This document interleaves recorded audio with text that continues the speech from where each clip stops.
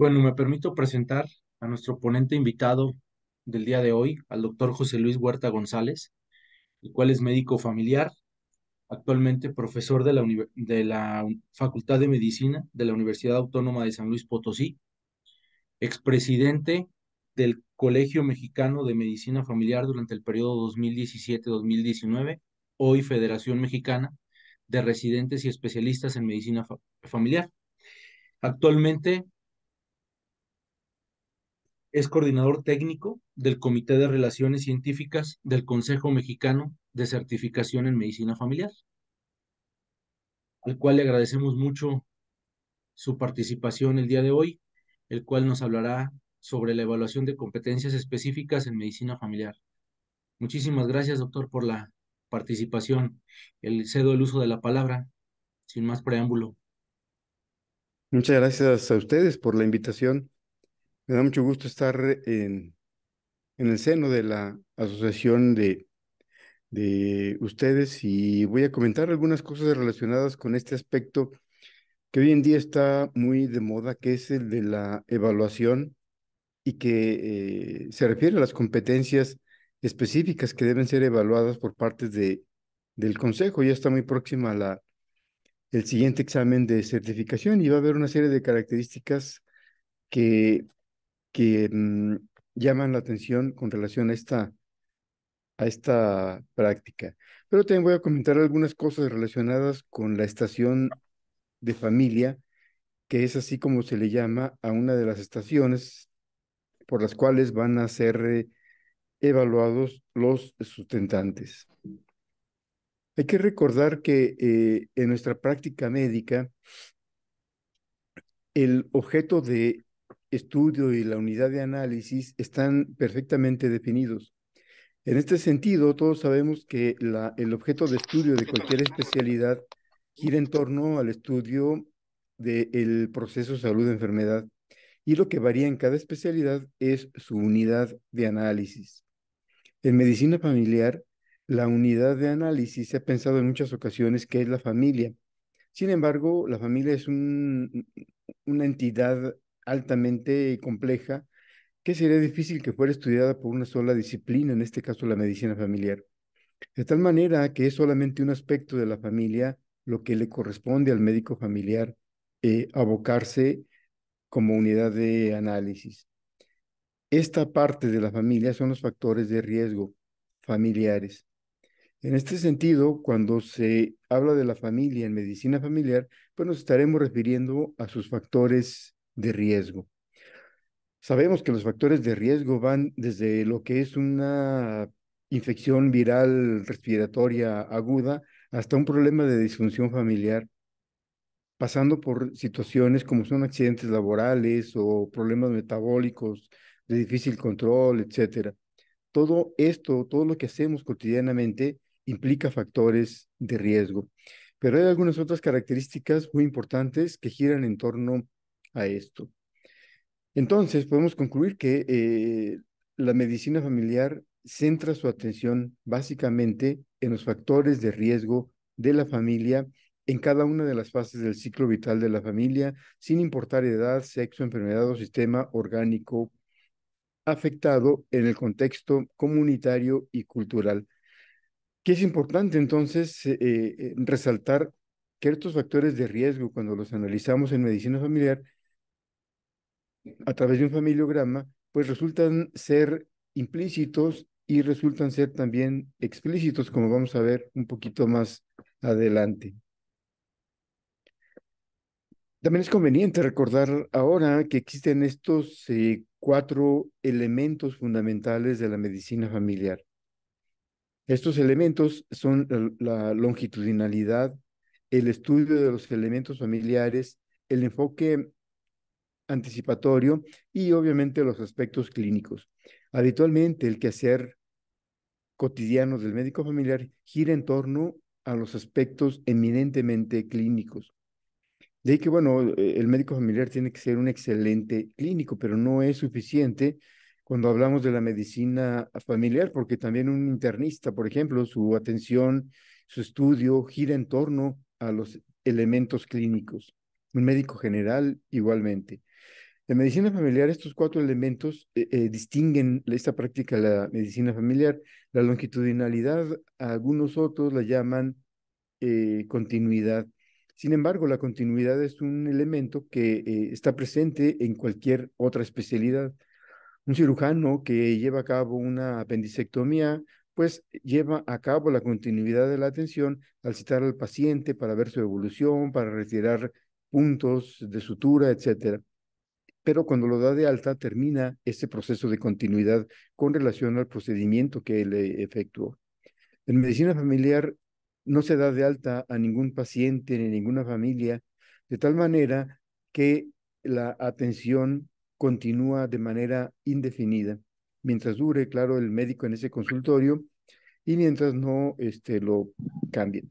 Este elemento de la longitudinalidad es un aspecto sumamente importante porque echa abajo esa idea de los 15 minutos de atención, que por cierto no está así indicado en ningún documento que ustedes busquen, eh, por qué son 15 minutos, ¿no? Está señalado y está documentado en documentos del sindicato, por ejemplo, donde se habla de que como un indicador de la práctica de la atención médica son 4 pacientes por hora, pero la longitudinalidad es muchísimo más que pensar en esos 15 minutos de la atención. El estudio de los elementos familiares tiene la característica de que se aleja, enormemente se aleja de los conceptos psicoterapéuticos. Debemos saber qué es una definición de familia, qué es la clasificación de las etapas del ciclo vital de la familia, la clasificación de las familias, pero nada de estos aspectos girarían en torno a los aspectos psicoterapéuticos, porque esta es otra disciplina totalmente ajena a la medicina familiar. El enfoque anticipatorio se refiere a los aspectos que tienen que ver con los factores de riesgo. Esos factores de riesgo que son el aspecto central de la práctica cotidiana del médico familiar. Y claro, los aspectos clínicos que para fines prácticos es para lo que el IMSS y el ISSSTE y otras instituciones contratan a médicos familiares para resolver los aspectos curativistas basados en el modelo biologicista de la atención a sus derechohabientes. Es muy frecuente encontrar una serie de situaciones relacionadas con estos conceptos del estudio de la familia. Sin embargo, he revisado yo recientemente planes de estudio de algunas eh, instituciones relacionadas con la medicina familiar y prácticamente está lleno de características en cuanto a elementos de estudio que giran en torno al estudio de la familia, sí, pero no se nos señala, prácticamente en ningún plan de estudio se señala cómo se deben aterrizar estos elementos. Esto que está aquí en este esquema es una propuesta de cómo tratar de aterrizar estos elementos familiares. Claro que en el número 1 y en el número 2 que ustedes están viendo se refieren al aspecto clínico, al aspecto en el cual el médico brinda una atención al paciente para resolver el problema de salud que lo lleva a la consulta. Pero simultáneamente el médico familiar debe ser capaz de atender al paciente en función a pensar en términos de familia, como le llama Ian McWhinney. Pensar en términos de familia es un aspecto que caracteriza la práctica de la medicina familiar. Es algo exclusivo prácticamente de nuestra especialidad y de ninguna otra disciplina más. Comienza con pensar en términos de familia, lo cual, como les digo, tiene que ser simultáneo desde el momento en el que el paciente entra por la puerta del consultorio. Cada uno de los aspectos que investigamos con relación al paciente tienen que quedar registrados en un familiograma. Hay que recordar que lo que no se registra es como si no se hubiera hecho. El familiograma es el principal elemento con el que contamos para registrar los datos relacionados con la familia del paciente que estamos atendiendo en ese momento. No es necesario que citemos a toda la familia, porque para empezar es muy probable que no vayan todos. Pero a través de un familiograma podremos entonces trabajar con la totalidad de la familia, con la totalidad de los factores de riesgo de la familia, del paciente, que está ahorita en consulta. Este familiograma nos permite identificar factores de riesgo tanto implícitos como explícitos, elaborar un diagnóstico familiar en base a estos factores de riesgo debidamente jerarquizados y con base a ello elaborar un plan de actividades conjunto con los miembros de la familia y con ese aspecto que a veces me parece que es imaginario, el del equipo de salud, porque prácticamente no hemos aterrizado tampoco el trabajo cotidiano, concreto, práctico, con el equipo de salud. El familiograma ya les comentaba que es una parte crucial del quehacer del médico familiar. Aquí se conforma una trinidad prácticamente, una trilogía de elementos que van de la mano. No se puede hablar del familiograma sin contemplar las fases del ciclo vital de la familia y la clasificación de la familia. Es menester que se contemplen ambos aspectos cuando se habla del familiograma. Igual, cuando hablamos del ciclo vital de la familia, la mejor forma de ejemplificar lo que vamos diciendo es a través del familiograma, pero es importantísimo contar con los elementos de la clasificación de la familia, que también genera últimamente, me he dado cuenta que ha generado muchísima confusión.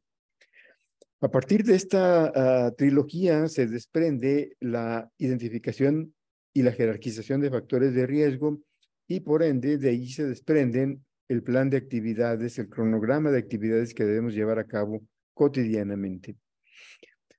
El familiograma recibe ese nombre porque es la descripción gráfica de una familia a través de un esquema. Por eso su nombre correcto debe ser el de familiograma y no genograma, que es un término un tanto cuanto más indistinto y que resulta indiferente a quien se está dirigiendo el estudio. Por lo tanto, el término familiograma que describe familias nos permite también identificar a los integrantes de una familia, identificar el tipo de familia que es e identificar asimismo la fase del ciclo vital en que se encuentran. Simplemente viendo el esquema de la manera más simple podemos llevar a cabo esta actividad.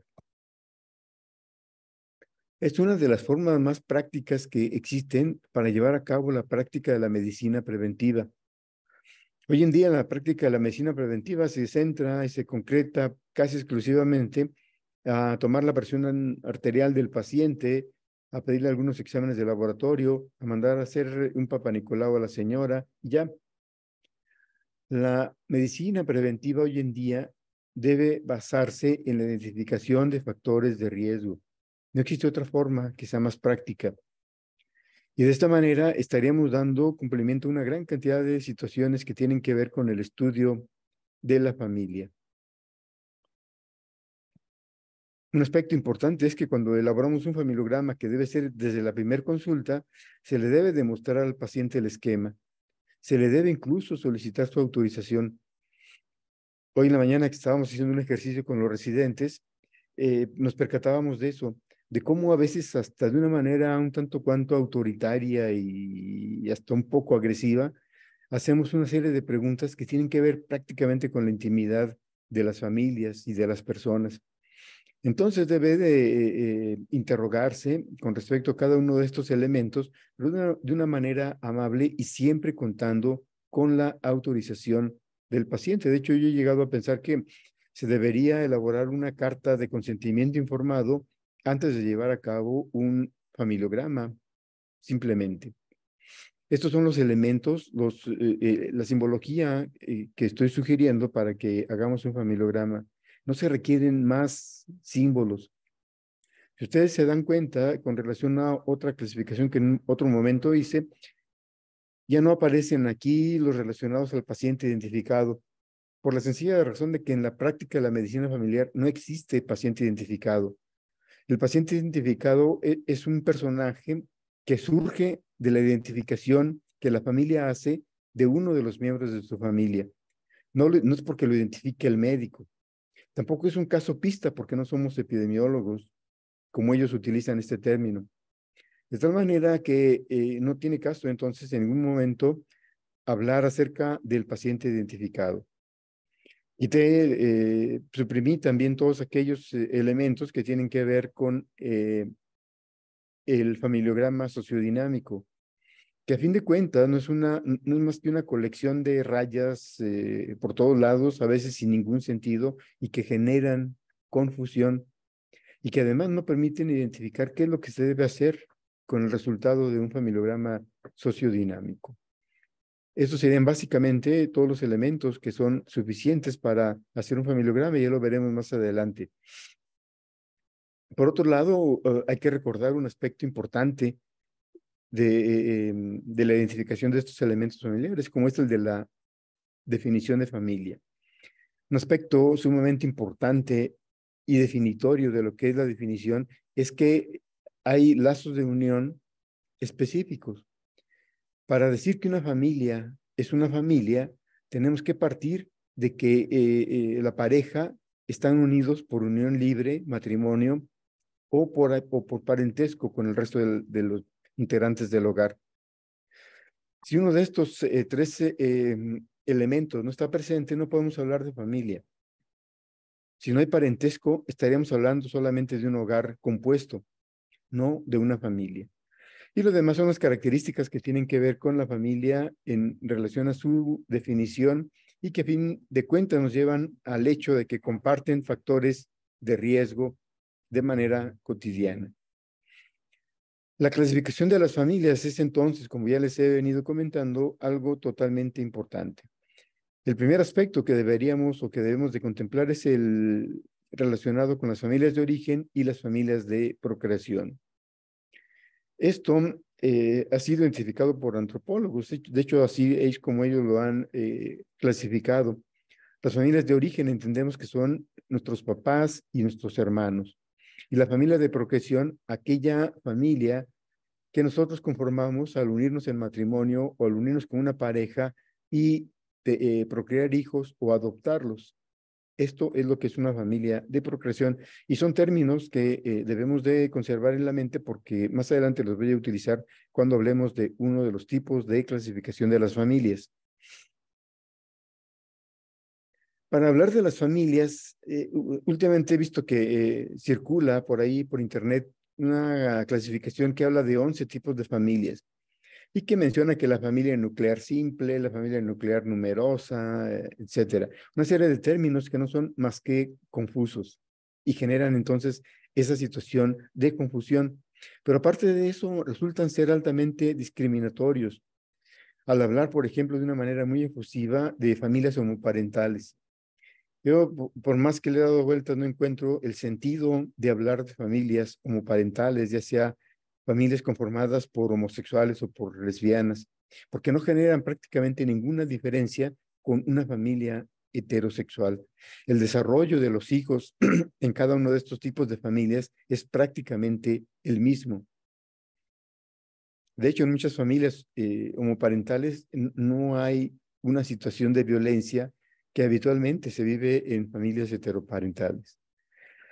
Entonces, a diferencia de esa clasificación de 11 tipos, yo aquí les propongo una clasificación solamente de 4 tipos primarios: la familia nuclear, seminuclear, la no parental y la extensa.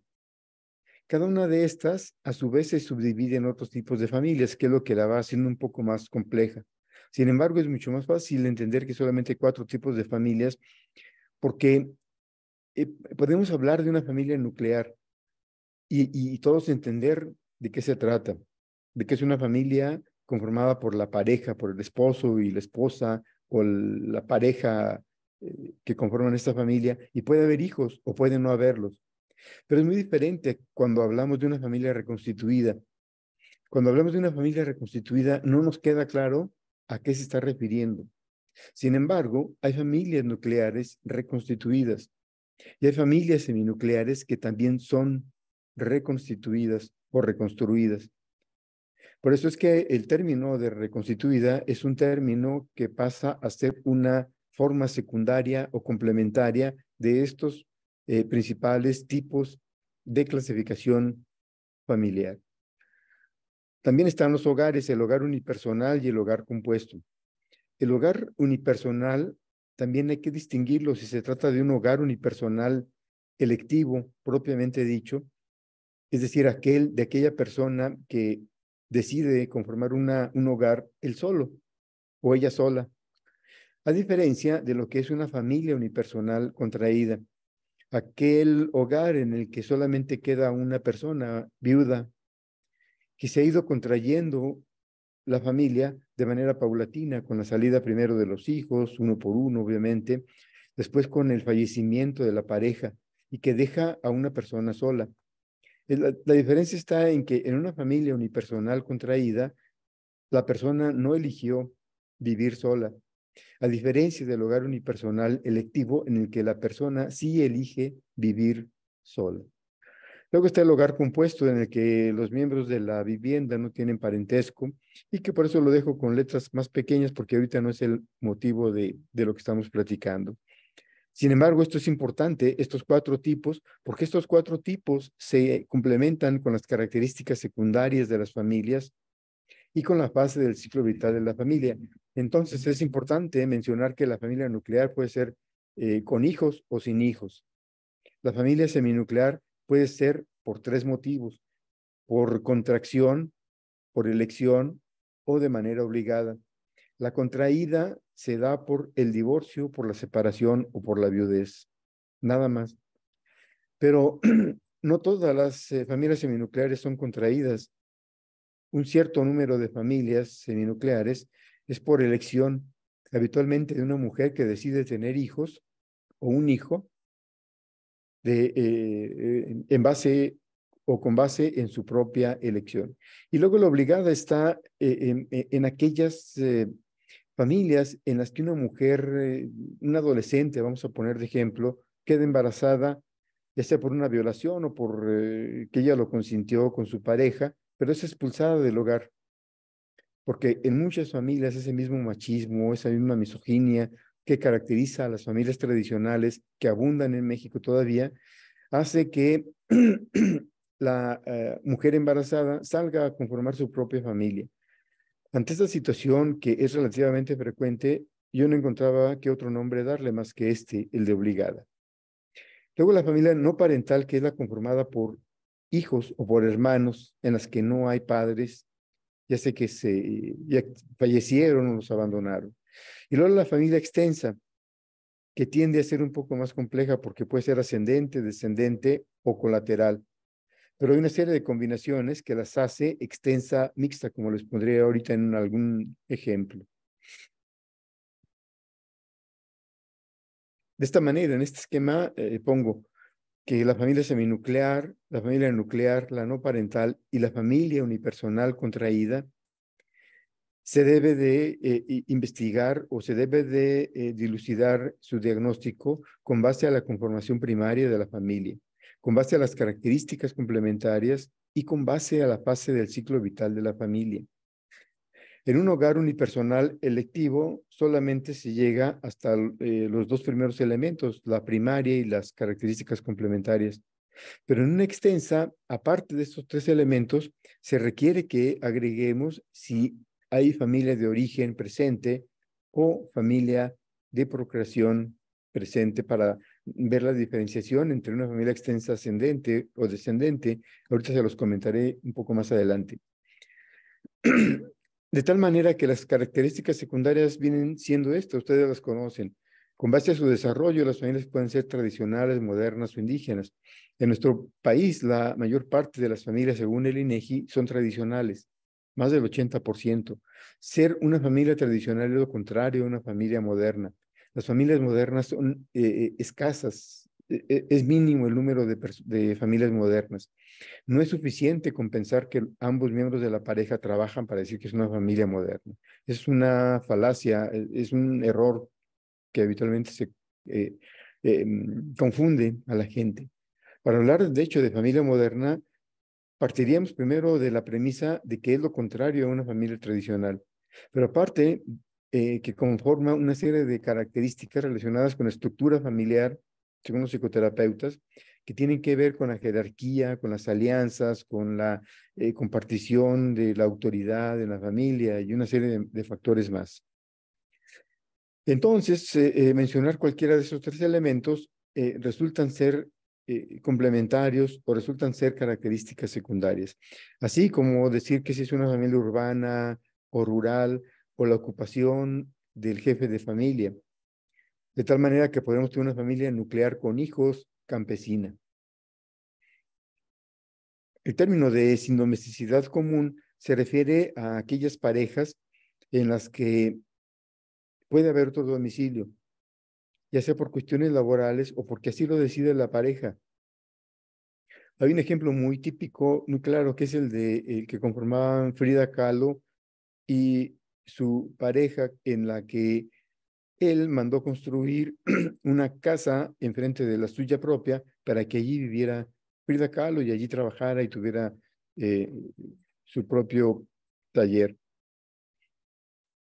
Esta situación ocurre en muchas familias en las que la familia, por ejemplo, puede tener su domicilio en la ciudad de León, Guanajuato, y trabajar en Acámbaro y todos los días viajar o cada semana viajar a ese lugar. Y esto es importante que lo tengamos contemplado porque a fin de cuentas es un factor de riesgo más.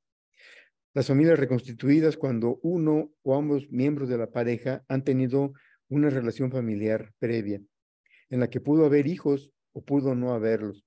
Porque algún autor señala que es necesario que haya habido hijos de las relaciones anteriores, pero yo considero que no es eso importante. Las familias en las que se adoptan hijos, pues podemos llamar también como una característica secundaria familias adoptivas. Las familias binucleares son cuando los padres divorciados continúan llevando a cabo funciones parentales. Es decir, los padres divorciados, el papá va en las mañanas por los niños para llevarlos a la escuela, luego comen juntos, los llevan a pasear en la tarde, hacen la tarea y él se va a su casa, finalmente. Esto es a lo que se refiere una familia binuclear. La pareja DINC, que se refiere al doble ingreso, no hijos, son aquellas parejas que deciden no procrear hijos o que difieren en el nacimiento de los hijos, con todas las implicaciones que eso conlleva. Otra característica secundaria es la dependencia prolongada de los hijos. Hoy en día sabemos que los hijos a edades adultas continúan viviendo en el hogar. Al continuar viviendo en el hogar, hacen que la familia de origen continúe en fase de dispersión y no van a pasar a la siguiente fase, a la etapa familiar final, mientras uno de los hijos continúe en el hogar. Puede ser por múltiples motivos, incluyendo el regreso al hogar de uno de los hijos. Esta dependencia prolongada o hijos crónicos, como algún autor le llama, es una situación que es cada vez más frecuente. O de acuerdo a sus características de reproducción, pues también podemos clasificar a las familias, pero esto recuerden lo que es como aspectos o como características secundarias de la clasificación de las familias. De tal manera que entonces tendríamos, por un lado, en esta columna, o en estas dos columnas, la conformación primaria. Una nuclear con hijos o sin hijos, la seminuclear contraída, electiva obligada, etcétera. Pero hay que agregarle las características secundarias como las que acabo de señalar en la diapositiva anterior. Pero a esto hay que agregarle la fase del ciclo vital en que se encuentra para hablar de una manera integral de lo que estamos investigando. Vean que cuando hablamos de las familias extensas, es el único rubro en el que hablamos de familias o de la inclusión de familia de origen o inclusión de familia de procreación. Estos son algunos ejemplos para que quede esto totalmente claro. Hablamos de la familia nuclear sin hijos cuando la señalamos de esta manera. Hay que recordar entonces que se requiere tener el diagnóstico primario, que es el que está en verde, luego las características secundarias y por último la fase del ciclo vital en que se encuentra. Esta sería entonces una familia nuclear sin hijos, urbana tradicional, en fase de unión de pareja o de recién casados si es que están casados. Esta es una familia nuclear,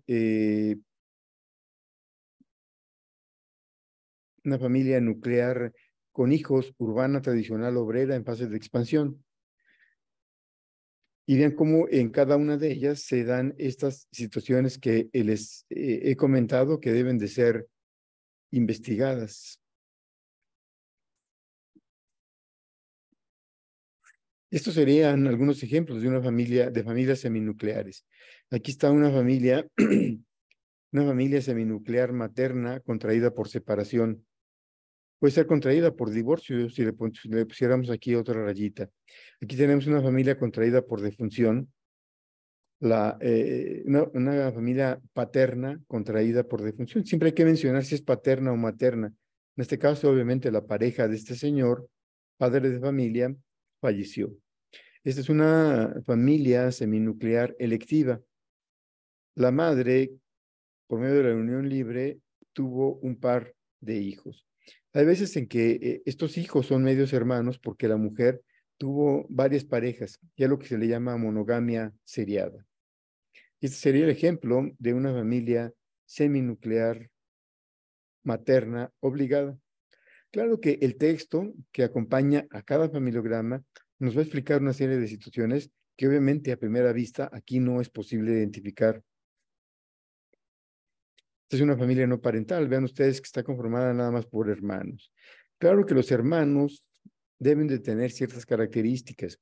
Debe haber un sostén económico, deben tener cierta edad para mantenerse de una manera independiente y debe haber esta situación. En este caso, en el primero, los padres divorciados, probablemente fue abandonado esta familia por parte de él, pero la señora falleció. Quedaron en la orfandad el resto de los hijos y por lo tanto aquí tenemos que es una familia no parental contraída por abandono y fallecimiento como conformación primaria. Como características secundarias es que es urbana, tradicional y uno de ellos es empleado. Y en tercer punto, están en fase de dispersión. En este otro caso que puede ser muy parecido, vemos que es muy diferente porque es una familia no parental, pero en este caso es extensa ascendente. ¿Por qué? Porque el tercero de los hijos lleva a su pareja a vivir al hogar de esta familia que para fines prácticos es la familia de origen. Entonces, esta es una familia no parental extensa ascendente, contraída igual por abandono y fallecimiento, urbana tradicional obrera en fase de dispersión. Luego, las familias extensas. En estos dos esquemas, lo que quise señalar es un tipo y el otro, pero que vean que lo que está señalado en rojo es lo que, por medio del esquema del familiograma, nos va a permitir distinguirlas. En este caso, tenemos que es una familia extensa ascendente en la que el hijo, el tercero de los hijos, no únicamente no se ha desprendido de su familia de origen, sino que lleva a su esposa y a sus dos hijos a vivir con su familia de origen. Vean que él sigue dependiendo de su familia de origen. En cambio, en la familia extensa descendente, el tercero de los hijos ya conformó su familia de procreación, pero en un momento dado la mamá va a vivir con ellos y por este hecho se conforma entonces una familia extensa descendente. Hay una serie de características que hay que complementar cuando hablamos de la familia extensa. Un taller esto queda totalmente claro y es importante. Entonces, por ejemplo, que en esta familia extensa ascendente, el diagnóstico completo sería familia extensa ascendente, urbana jubilada en fase de dispersión. Allí termina uno de los aspectos de esta familia que tiene el número 1, que es la familia de origen. Por eso es familia ascendente, porque el tercero de los hijos lleva a su familia de procreación a vivir con su familia de origen. Esta familia número 2 también tiene su propio diagnóstico, que es el de una familia nuclear con hijos en fase de expansión. En las familias extensas ya no es necesario mencionar las características secundarias de la que está incluida. A veces el término de incluida no queda tan claro. Hay un término que es muy claro, que es el de arrimada. Una persona es arrimada a una familia y todos entendemos a qué nos referimos cuando hablamos de arrimado. Lo que pasa es que es un término que puede resultar peyorativo o no muy políticamente correcto, de tal manera que entonces utilizamos aquí el término de inclusión para describir a esta familia. ¿Es importante describirla de esta manera? Sí. ¿Por qué? Porque está conformada esta que está aquí en el ejemplo por dos núcleos familiares. Cada núcleo familiar tiene su propia fase del ciclo vital de la familia. Cada fase del ciclo vital de la familia implica factores de riesgo. Por eso es necesario que así sea descrita una familia extensa ascendente. Una familia extensa descendente sigue prácticamente los mismos patrones, pero hay una inversión. Aquí la familia número 1 es la de procreación, porque es a ella a la que recurre uno, o pudieron haber sido más miembros de la familia de origen, y por eso nos da un diagnóstico como el que está aquí señalado.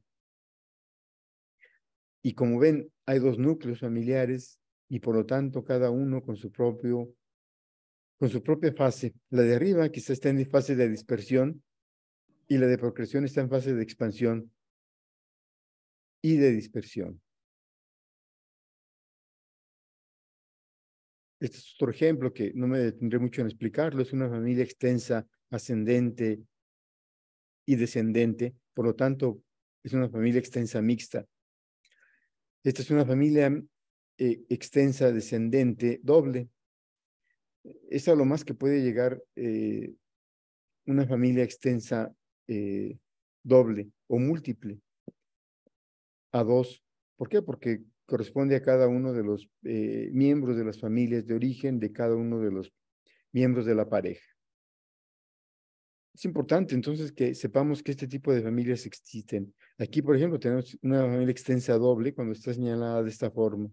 ¿Por qué? Porque la pareja del tercero de los hijos se ha incorporado al hogar, porque la primera de las hijas llevó a su hijo a vivir con su familia de origen. Y esta es una mixta, en la que hay tanto el componente descendente doble como el componente ascendente que está dado por la hija que lleva a su primogénito a vivir con ellos. Y esta sería una familia extensa colateral en la que el parentesco se extiende a primos, sobrinos, cuñados, etcétera. Y esta, que pareciera una familia compleja, pues no lo es tanto cuando la revisamos y nos damos cuenta de que son familias que abundan en nuestro medio, cada vez son más frecuentes, sobre todo por el hecho de la pandemia. La pandemia dio lugar a que se conformaran una gran cantidad de familias de este tipo. Y luego el hogar unipersonal que ya les había comentado. Puede ser un hogar unipersonal propiamente dicho cuando está constituido por una persona que elige vivir sola. Pero es una familia unipersonal cuando la familia se ha ido contrayendo y da lugar a que esta señora esté en fase de disolución. Probablemente, no la conozco. Pero esta señora, en el ejemplo, vemos que ya está en la etapa familiar final. ¿Por qué? Porque su familia se ha ido contrayendo paulatinamente hasta quedar ella sola.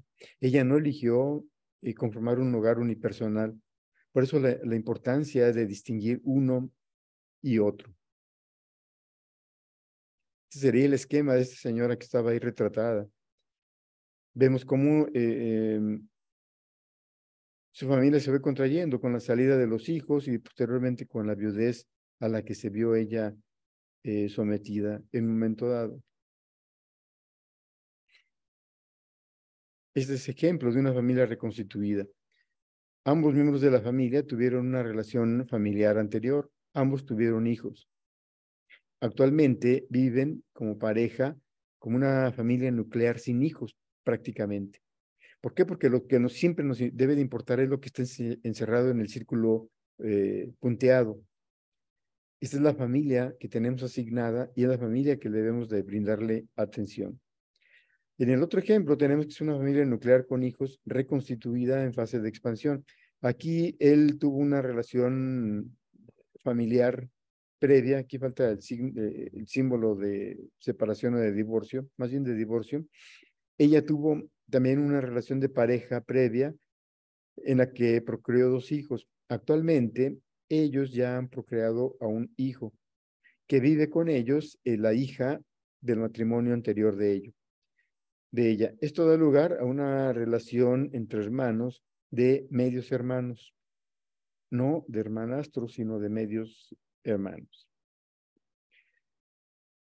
La mayor parte de las familias en México son nucleares, habría que esperar el último censo, aunque este puntaje no lo da de manera abierta el INEGI. En segundo lugar, tenemos un veintitantos por ciento a las familias extensas y con un 15% o un poquito más a las familias seminucleares. Esto sí lo menciona el INEGI, pero cuando nos habla de nucleares, no nos dice cuántas son con hijos o sin hijos, y cuando nos hablan de extensas, no nos dice si son ascendentes o descendentes. Las seminucleares tampoco nos informan si son electivas o por contracción u obligadas. Esta información, claro que la tiene, de acuerdo a su diagnóstico poblacional, un médico familiar. Y luego el ciclo vital de la familia, que es importante porque cada fase implica riesgos. Por eso les he insistido ahorita que he estado comentando básicamente del familiograma, del ciclo de las formas de clasificar a la familia, y finalmente está este aspecto del ciclo vital de la familia. El ciclo familiar de la familia ha ido desarrollándose con el paso del tiempo, y así vemos, por ejemplo, una diferencia muy grande entre lo que es una familia actual en estos tiempos a lo que fue una familia en 1920. Se han alargado los periodos, han influido una serie de factores como la mayor educación que los miembros de la familia tienen, la inclusión de la mujer en el mercado laboral, la disminución de la fecundidad de manera artificial, la presencia de los hijos en esa dependencia prolongada de la que les hablé, pues han venido también a alterar, a prolongar el ciclo habitual de la familia. El aumento en la esperanza de vida, eso es obvio que a mayor expectativa de vida de una persona, pues su ciclo de vida se va a alargar. Hoy en día, cada vez más las personas se jubilan a una edad más joven y esto da lugar a que se modifique ese ciclo vital de la familia. El ciclo vital de la familia, todos sabemos que fue diseñado con fines psicoterapéuticos. Una de las primeras que lo abordó y que lo propuso fue la psicóloga Duval. Hoy en día se siguen utilizando como base sus propuestas, sin embargo, no dejan de ser vistas desde el punto de vista psicológico y de otra sociedad. Por eso, hablar del tiempo que ella proponía que cada etapa durara, pues no es práctico hoy en día en nuestro medio. Otra cosa que les quiero aclarar es de que este ciclo vital de Gaiman no existe. Se le ha preguntado al mismo Gaiman, yo tengo el correo por medio del cual se le preguntó que hablara acerca de su clasificación y él dijo que no tenía idea de qué estaban hablando. Busquen ustedes y no lo van a encontrar documentado en ningún lado. Y más bien los autores que hablan de lo que se le atribuye a Gaiman, que son matrimonio, expansión, dispersión, independencia, retiro y muerte, eran una clasificación de estos autores, de estas personas, Weidenbaum, Elkin y Glick. Esto ustedes lo pueden ver en el libro de Medicina Familiar de la Editorial Interamericana, en la página 8 de Kohn y Reichel. Entonces, bueno, para quitarnos de una vez por todas la idea de que Gaiman es una persona relacionada con la medicina familiar. El ciclo vital de la familia fue diseñado, como ya les dije, con base en la familia nuclear con hijos. No existe un esquema de la familia, del ciclo vital de una familia seminuclear, por ejemplo. Estos son algunos de los autores que elegí para este ejercicio. Vean cómo no todos mencionan la fase preliminar, cuando que la fase preliminar es un elemento importantísimo del desarrollo de una familia. No todos mencionan la fase de disolución. Todos están de acuerdo en que las parejas se casan, por eso ponen todos recién casados y tienen hijos. Obviamente esto no ocurre en la realidad. De tal manera que en la clasificación que yo les he propuesto desde el 2005, sí hablamos de la familia, de la fase preliminar. El término de recién casados yo le he cambiado por unión de pareja, porque no todas las parejas se casan, porque el divorcio va en aumento, porque el número de matrimonios va a la baja. Entonces, lo más preciso, lo más correcto es hablar de la unión de pareja y no de recién casados. Aquí suprimí una etapa que tiene que ver con aspectos psicoterapéuticos y eso es de lo que hemos estado hablando. Esto es el ciclo vital de Gaiman, entre comillas, que no existe. Y esta es la clasificación que les comento. Todo inicia con la fase preliminar o de noviazgo. Luego la fase de unión, cuando deciden vivir juntos. Luego, con el nacimiento del primer hijo hasta el nacimiento del último, la fase de expansión. que termina cuando el primero de los hijos empieza a salir del hogar y termina cuando el último de los hijos se va del hogar. Claro que si el hijo regresa o el hijo no sale nunca del hogar, pues la familia siempre va a permanecer en fase de dispersión y no pasan a la fase de independencia o disolución. Las familias que no tienen hijos pasan de la fase de unión a la fase de disolución directamente. No pasan por ninguna otra, porque para atravesar cualquiera de las otras fases se requiere que haya habido hijos, se requiere que haya habido pareja también. Son algunas características de las fases del ciclo vital de la familia, en las que de una manera muy concreta diríamos que en la constitutiva, en la preliminar, se caracteriza por el noviazgo. Luego la fase de unión por el hecho de que no hay hijos, la de expansión porque sí hay hijos, la de dispersión porque empieza la salida de los hijos y la etapa familiar final porque la pareja de viejos se quedan solos, ya no hay papel parental y debe de llevarse a cabo el reencuentro de la pareja, cosa que en muchas ocasiones no ocurre. Y no ocurre y da lugar a separaciones entre personas que deberían reencontrarse. Pero como dice Joaquín Sabina, la relación se va desgastando cuando ya no hay ese rol parental y el otro se fue diluyendo paulatinamente, pues ya no hay razón de ser de esta pareja.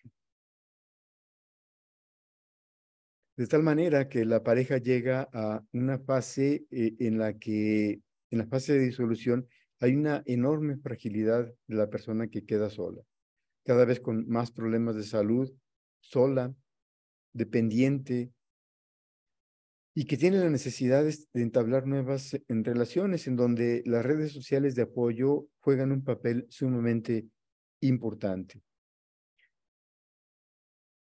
Esto es prácticamente lo que he querido comentarles. Todos sabemos que a veces es ir contracorriente cuando hablamos de esta serie de elementos. Sin embargo, hoy en día el médico familiar, el residente sobre todo, tiene que ser capaz de adaptar sus conocimientos a la práctica cotidiana porque va a ser evaluado de esta forma a través de un examen ECOE. El ECOE es el examen clínico objetivo estructurado que se lleva a cabo desde hace muchos años en muchas partes del mundo. En muchas universidades en nuestro país, en la licenciatura, se lleva a cabo la evaluación por medio de estaciones. El ECOE consiste en que precisamente el sustentante, el alumno, pasa por diversas estaciones en las cuales un sinodal evalúa su desempeño, sus actitudes, sus conocimientos, vaya, sus competencias. En el Consejo Mexicano de Certificación en Medicina Familiar elegimos, ya contamos con estas 10 estaciones. Obviamente no va a pasar el sustentante por cada una de estas 10, solamente va a pasar por 3. El resto de la evaluación va a seguir siendo la misma, es decir, un examen de 230 preguntas en 3 horas, la evaluación de su estudio de salud familiar y ahora se incorpora entonces este web ECOE. Web porque va a ser en línea. No vamos a tener a nadie presente pasando por ninguna estación. Las estaciones van a ir pasando, van a ser 3, como ya les digo, 2 dinámicas, una relacionada quizá con un problema de atención obstétrica y otra relacionada con lumbalgia, pero todos van a ser evaluados con una de familia, una estación de familia en la que vamos a revisar lo que ya les comenté hace unos minutos. Esta estación de familia evalúa, como ya les dije, la capacidad, las competencias, la actitud que el médico tiene para identificar una serie de situaciones que están relacionadas con el tipo de familia. Esto es lo que se le va a pedir al sustentante, que identifique con base a este esquema que así va a aparecer, qué tipo de familia es, en qué fase del ciclo vital se encuentra, qué funciones pueden ameritar atención. Estos son factores de riesgo implícitos, esto que acabo de decirle. Pero también se le pide que identifique factores de riesgo explícitos como están aquí señalados. Antecedentes de un infarto agudo de miocardio, una carga genética neoplástica importante, hay situaciones de problemas metabólicos, de adicciones, y todos estos factores se le va a pedir que identifique 3 o 5, lo cual es algo sumamente sencillo. Después que con base a esto identifique o que elabore a grosso modo un cronograma de actividades y un plan conjunto de estas actividades. Es decir, que involucre a los miembros de la familia para llevar a cabo el trabajo correspondiente. Básicamente, eso es en lo que consiste este trabajo. Este es un ejercicio que también tiene que ver con aquello. Se les va a exponer un contexto en el que esta familia, conformada por 7 personas, el nivel socioeconómico que tiene, el hecho de que está embarazada la señora, madre de familia, pero también la hija mayor, que de hecho es un embarazo en adolescentes que implica muchísimas situaciones altamente riesgosas. Se le va a pedir esto, el tipo de familia, las fases del ciclo vital de la familia, las funciones que ameritan atención, los factores de riesgo, los factores protectores también se le van a preguntar. Y las actividades con base a un cronograma y a un plan conjunto de actividades y establecer finalmente un pronóstico. Eso es básicamente lo que he querido comentarles. No sé si hubiera tiempo, quizá un minuto o dos para alguna pregunta o algún comentario. Y si no, pues les agradezco mucho su atención.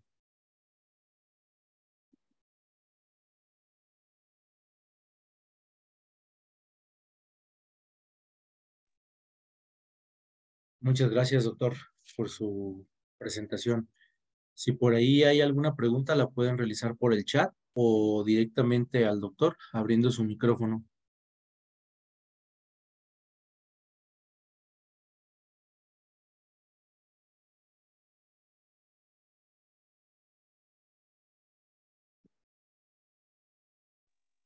Quisiera yo hacer algún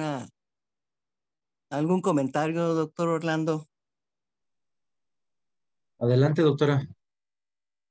Bueno, pues felicitar al doctor José Luis Huerta por su presentación del día de hoy, pero pues yo pienso que hay algunos aspectos que entre los docentes de los residentes tendríamos que como reunirnos o hacer un foro o algo para quedar en acuerdos de cómo se hace este proceso, porque también aquí es importante el docente, porque es el que va haciendo el proceso de la instrucción de los médicos residentes para que puedan aterrizar pues, con estos nuevos enfoques, que no es un nuevo enfoque, sino es aclaración de cosas que se han ido perdiendo en el tiempo y entonces a veces hay muchas distorsiones, precisamente por situaciones, por ejemplo, unas cosas se toman de la psicoterapia, otras cosas se toman del área clínica y las cosas propias que ha ido también haciendo precisamente los médicos familiares en nuestro país.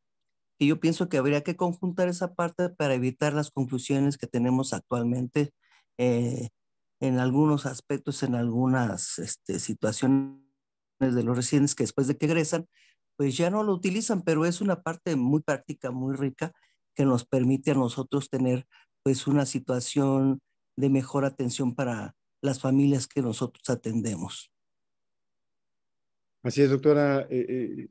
Muy interesante su observación. Muchas gracias por su comentario. Y tiene usted razón.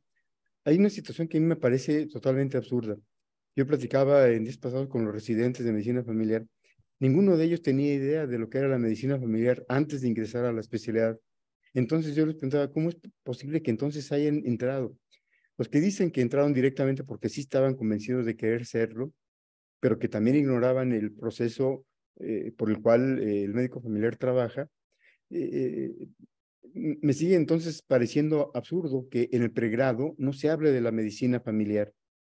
Y esta es una situación que en las universidades deberíamos trabajar de una manera conjunta, a través de la federación, básicamente, lograr una estrategia conjunta para proponer que la medicina familiar sea un área que se estudie en el pregrado.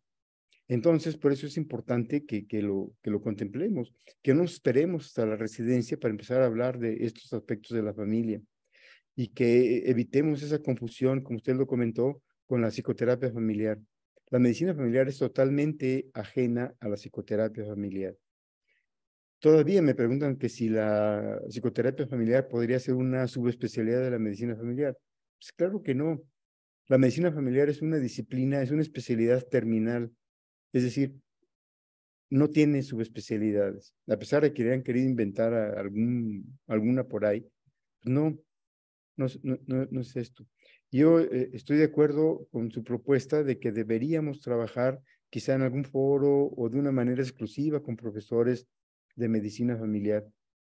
Y podríamos organizar una actividad teórica, quizá de un sábado, 4 o 6 horas, en el que viéramos y unificáramos criterios.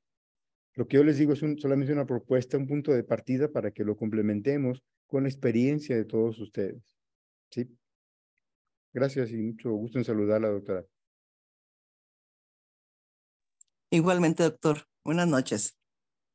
Buenas noches. ¿Alguna otra pregunta, algún otro comentario? En lo que alguien más tiene por ahí alguna pregunta, doctor, doy lectura, un comentario del chat. Muchas felicidades, doctor Huerta, fui su alumna. Considero que esto se puede llevar a cabo siempre y cuando nosotros como médicos lo llevemos a cabo y siendo docentes continuar con este enfoque sin dejarnos sobrepasar por la medicina institucional. Doctora María Alejandra Gaitán Fraga. Gracias, doctora.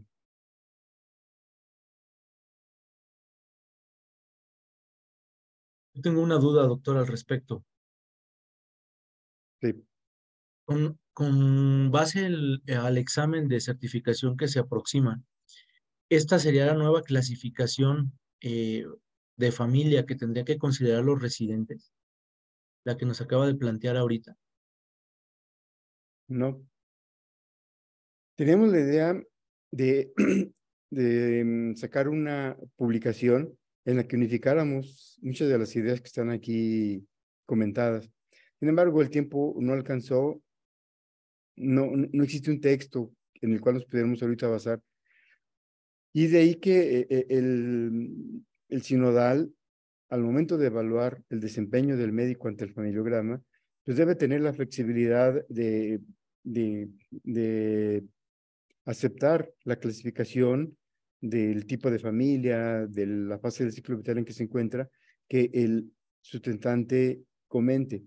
Claro que el sinodal podrá hacer alguna pregunta que justifique la respuesta que está dando, pero no hay no estamos basados en lo que he comentado. Sin embargo, yo espero que pronto haya una publicación y que sirva como una propuesta de la bibliografía que debe ser revisada. Yo esperaría que 1 o 2 meses ya hubiera en circulación la información que les comento. Ok, doctor enterado, gracias. ¿Alguna otra duda, alguna otra pregunta, comentario?